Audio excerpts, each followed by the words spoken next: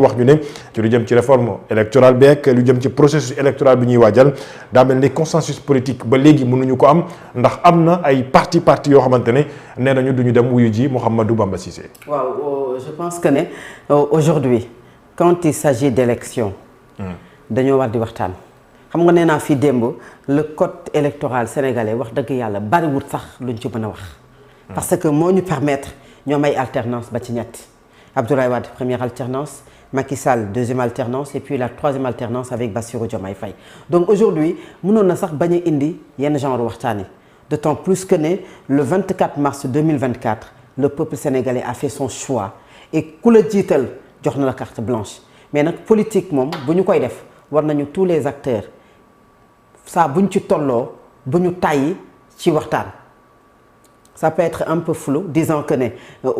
amul luñ ci war a mën a waxtaan mais c'est juste pour donner la parole à tout le monde parce que réew aussi kenn du ko rek beru ne yow kese yow yaay def yow kese yow yaay décider rawatina boo ko bokkee ak say nawle moo tax c'est pertinent foo toll ci processus bi ñi nga ko seqal ñu yëg ko su fekkee am na loo xamante ne jàpp nañu ne lii defoon nañu ko naam tax nañu am ay alternance mais am na luñ ci mën a yokk et puis l'État le pouvoir doit être preneur et doit s'ouvrir il faut pas s'enfermer sur lui-même et je pense que loolu moom moo tax li ma jàpp ne maître Bamba Cissé woote li nga xamante ne moom mooy ce dialogue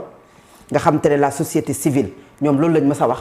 que nañu waxtaan nag d'habitude Sénégal liñ ci tàmmoon mooy ay simulacre de dialogue muy bu ñu nee dialogue national ba bi ñu initié le 28 mai moom moo taxoon ba le PDS am division en la personne de Oumar Sarr qui avait quand même répondu à l'appel du président Macky Sall dem ci dialogue bi son secrétaire général ne moom yónni wu ko yëgul ci ñun moom mu wax leneen secrétaire général bi gis beneen gis-gis loolu moom moo tax ba moom mu jógee ci parti démocratique bu Sénégal dialogue boobu moo tax bi ñu paree élection 2019 ba noppi ci ñuy wax naan am na ay waxtaan yu am ci suuf ba Idrissa Seck dem rejoindre ki nga xam ne moom mooy Macky Sall dialogue bi ma leen di fàttali ne bi ñuy wax ni moom moo taxoon ba le président de la République Macky Sall dugaloon à l'Assemblée nationale ay articles jamono jooju ñuy wax ay article 31 article 30 bi ñu koy wax jamono jooju ci biir Yewwi Askan Wi dialogue bi moo ko tas bu ñu fàtte ne dialogue bi moom moo taxoon ba Khalifa Sall demam ci répondre ci dialogue bi moom ak Barthélémy Diaz moom moo tax ba Ousmane Sonko bokkoon ci parti Pastef bokkoon ci biir Yewwi Askan Wi dialogue bi moo leen divisé dialogue bi moom moo taxoon ba les députés à l'époque de Yewwi Askan Wi defoon initiative parlementaire maanaam ne ñoom dañoo bëgg a déposer ab projet de loi proposition de loi ñu neenal leen ko et ci neenal boobu ñooñu dañu ko tuumaaloon ci seeni biir ñenn ñoo xamante ne bëgguñu woon proposition de loi bi bu ñu fàtte ne cette proposition de loi a été déposée par les députés de Yewwi Askan Wi ci ay jamono ñu rejeté ko maanaam nanguwuñu ko sax mu jàll ba ñu war ko discuter et ñoom dañu doon tuumaal ñeneen leader yoo xam ne dañoo bokk biir Yewwi ne ñoom bëgguñu woon cette loi là jàll parce que bu jàllee dina leeral mbir yi ci mbiru Ousmane Sonko et il a fallu que le président Macky Sall dugal ay loi wam ba pare dugal ci grâce ci biir loi yi qui est un piège parce que bu ñu waxee grâce bi dafay permettre à Khalifa Sall d'être candidat permettre à Karim Wade d'être candidat et exclure la candidature d'Ousmane Sonko et ci loolu jamono jooju am na ñu doon wax ne ay waxtaan dooroon na ba li mu aboutir moom mooy Khalifa Sall qui a répondu au dialogue. jamono yi muy wax naa bokk rek. naa bokk rek ba mu indi woon coow. xam nga loolu bokk na ci li diviser la coalition. la politique de la chaise vide la ko doon waxee jamono jooju. naan politique de la chaise vide baaxul il faut toujours répondre man naa bokk rek. parce que boobu waxtaan am na. introduire nañu ay article L30 L31 ba su ma juumul def ci L57 loo xamante ne aujourd'hui dina mën a tax ba ñu dugal ci grâce te grâce boobu mënut a concerner Ousmane Sonko parce que bénéficier wul grâce ñi bénéficier grâce mooy Karim Wade ak Khalifa Sall ñi nga xamante ne après ñoom ñoo dem ci dialogue boobu noonu est-ce que gis nga sunu politiciens yi maanaam seen xarañte ak seen stratégie politique kon xam nga lii du lu bees. Aujourd'hui, la nouvelle responsabilité qui refuse de participer au dialogue bi nga xam ne initié par le ministre de l'Intérieur était au cœur moment boobu sax mënuñu wax nouvelle responsabilité mais son leader moom ci boppam bokkoon na ci au cœur de dialogue yi nga xam ne amoon na fii ci réewu Sénégal ba ci dialogue boo xamante ne man jàpp naa ne dialogue naxaate ak dialogue gàcce weesuwut ñu ne élection présidentielle la ñu jëm ñu ne dañoo dàq élection présidentielle à quelques heures de la campagne électorale ñu woote ab dialogue boo xamante ne bañ fa dajalee dialogue bi premier rang deuxième rang troisième rang ñette nekk ñu ci bari amatuñ sax ay partis politiques yi existé wala ñoo xamante ne seen temps ci politique passé na te pourtant moom daf ci bokkoon moom Amadou Ba parce que moom moo doon candidat bu APR jamono jooju participé woon na ci dialogue boobu noonu FDR bii nii ñi ci bokk tey te ne du ñu dem ci dialogue bi nga xamante ne moom la maître Bamba Cissé taxawal moment bi nga xamante ne Pastef Bougane Gueye Dany ay Thierno Bocoum et d'autres personnes ont boycotté le dialogue bi nga xam ne président Macky Sall moom la fi taxawaloon ñoom jamono jooju ñoom dañoo demoon ci dialogue bi ñu ci bari ci ñoom jamono jooju ñi nga lim nii dañu demoon ci dialogue boobu populaire waaw demoon à la place de dialogue national ñu ne dialogue populaire ñu ne dialogue populaire bëggoon a organiser seen ab dialogue boo xamante ne finalement ça n'a pas abouti. exactement dañ leen sax tere ñu def la gendarmerie foofu bu xatal leen xat-xatal leen. c'est important de rappeler l'histoire bis repetita mooy Sénégal c'est-à-dire que yow li nga doon gis aujourd'hui ci camp bële jamono ji nga xam ne ñu ngi opposé wu tey jamono ji nga xam ne ñii ñoo nekk pouvoir ñi nekk tey opposition loolu lañ leen di reprocher perpétuel recommencement mooy jamono jooju ñi fi nekkoon muy Pastef ñi fi nekkoon di ay yeneen parti politique wax naa ko sàq ay gëm sa bopp nga jël ay Thierno Alassane Sall nga jël ay Agir nga jël yeneen mouvement yu bari ñoom dañoo taxawaloon ne du ñu dem ci dialogue boo xam ne Macky Sall woote na ko ndax ñaari dialogue la woote na dialogue ñu ne déetawaay ñu dem ba ci élection présidentielle mu dàq élection ya woote woon dialogue ñoom ñu ne du ñu participer ña nga xam ne ñoom ñoo participer woon ci dialogue bee passé nag nga xamante ne ñoom ñoo nekkoon au cœur du dialogue bi nga xamante ne Macky Sall initié woon na ko à quelque après ba ñu ne ñun amatul lu ñuy des waxati waxtaanati yow réewu Sénégal lañ la jox temps bi jeex na le 25 février da nga war a organiser élection nga dàq campagne électorale amatul dialogue moom jamono jooju la woote dialogue te pourtant ñoom mu demoon nañu wuyu ci muy le FDR muy les Omar Sarr yi ci nekk ak ñi ci nekk ci ñu ci bari dañu demoon ci dialogue boobu la nouvelle responsabilité wax ma dem ci dialogue bi mais l'initiateur du dialogue parce que il était dans l'exécutif et l'exécutif c'est président Macky Sall moomu nekkoon jamono premier ministre donc tey qu'est-ce qui a changé et pourtant avant cela modifié nañu ay articles yoo xamante ne ñoom ñii bi ñu koy modifié am na ñeneen ñu far ci opposition bi yu leen wax nañu d'accord ñu ci vous l'avez fait de manière unilatérale et c'est des calculs politiques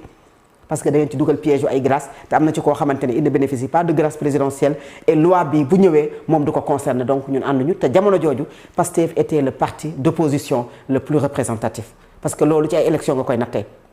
élection yi mujj mooy élection présidentielle ak élection législative élection présidentielle Idriss Seck était deuxième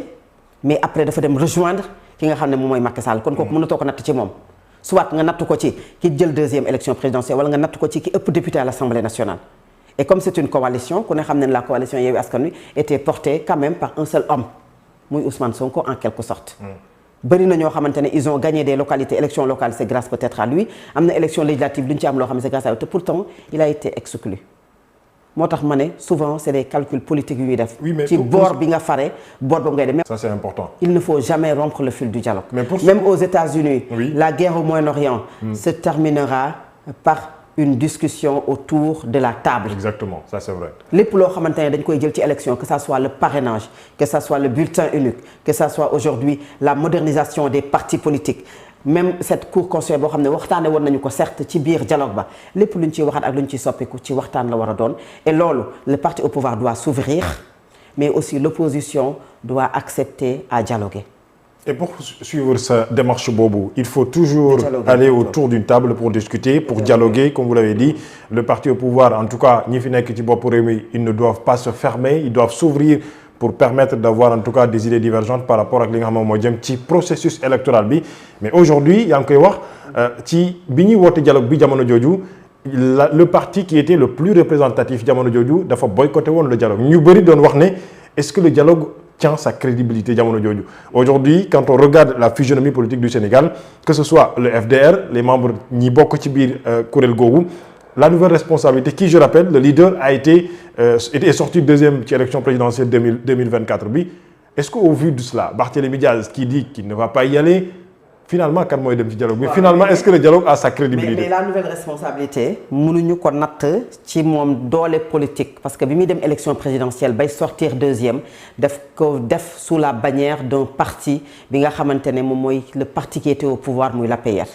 La nouvelle responsabilité c'est lors des élections législative mooy benn élection bu mu demalee boppam benn élection bu mu nattee boppam te élection boobu lu mu nattee boppam dayo bi taxu koo bari noonu ils ont eu 2 à 3 maanaam troisième la ñu jël. ci élection yooyu deuxième bi mooy APR. le principal parti d'opposition aujourd'hui c'est l'APR et jusqu'à présent bi ñuy waxee ni amul benn communiqué bu génnee dans les instances du parti. Exact. pour dire que ne ñoom dañuy boycotter. le FDR ay membres lañ ñoo xamante ne ñu ci bari ci ñoom nag ñu ngi woon certes ci APR mais ba tey parti bi ak bànqaas moom mooy aujourd'hui le parti au pouvoir qui appelle au dialogue jaare ko ci ministre de l'intérieur am la société civile. bi nga xamante ne jàpp naa ne am na certes lu ñuy kaas loo xam ne jàpp nañ ne mënoon nañ ko waxtaanee ñoom gisuñu waxtaan bu daje mais du boycotté. mais c'est un dialogue sans le chef de l'opposition donc voilà. sans le chef de l'opposition mais beaucoup de choses se passent ici aujourd'hui sans le chef de l'opposition Oui, Macky ça, Sall même si son parti est bien représenté quand même. parce que parti moom aussi nekkul dina law APR ñu ngi daje ñu ngi conférence de presse le parti est bien présent nag. exact. bien présent communiqué ñu génnee rencontre ñu génnee conférence de presse ñu def. L'opposition parlementaire à l'Assemblée nationale est très bien représentée. exact. ci ay nit yoo xamante ne bu ñu jëlee kaddu li ñuy wax nga ànd ci nga ban ci ànd ñoom dinañ ko argumenter prenons l'exemple d'Aïssata Tall Sall. donc naam nekku fi waaye am nañu seen parti opposition boo xamante ne mi ngi taxaw maintenant si l'APR participe aujourd'hui ñoom ñu wax am na yeneen parti yoo xamante ne suñu participe la ñu fay jëlee dafay doon loo xamante ne ci li ma jàpp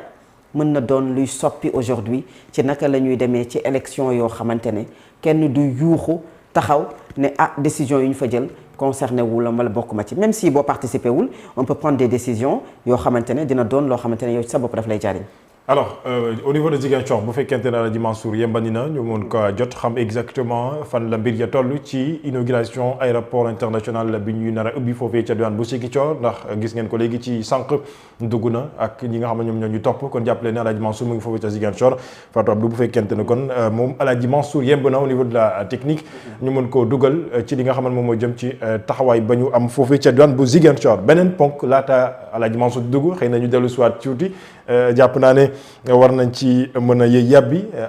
en Fatou Abdou. Alaaji Mansour war nañ ko mën a jot foofu ca diwaan. bien sûr war nañ ko mën a jot Mansour il va faire signe avant ñu yëkkati jataay bi bien sûr. waaw loolu am na solo alors. li ñu war a mën a waxtaanee. mu jëm ci rapport boo xamante ne ANSD moo ko génne. ñu ne Sénégal 18 millions la ñu doon wax dem na ba 19,76 ci ay nit ci biir réew bu Sénégal. cette population bi nga xamante ne dafay màgg. quand même. ci biir population boobu il y a énormément beaucoup de jeunes la population est très jeune. force la wala dafa nekk défi boo xamante ne tey aujourd'hui les autorités yi fi nekk. war nañu mën a comprendre aujourd'hui li nga xamante moom mooy xaar ñi nga xam ne ñoom ñoo autorités yi. waaw xam nga aujourd'hui bomb la il faut bien ñu maanaam ay défi la. cette jeunesse là parce que c'est une population de 19 millions et quelques. population boo xamante ne elle est vraiment très jeune. loolu nag ngay door a jot réew bi nga ko jotee léegi il y a 2 ans les défis sont là et majeurs mooy d'abord population bi nga xam war ngaa xalaat bu baax a baax ñi nga xam ne ñoom ñoo yokku nii dans presque 5 ans 7 ans l'éducation beneen bi mooy une population jeune certes mais aussi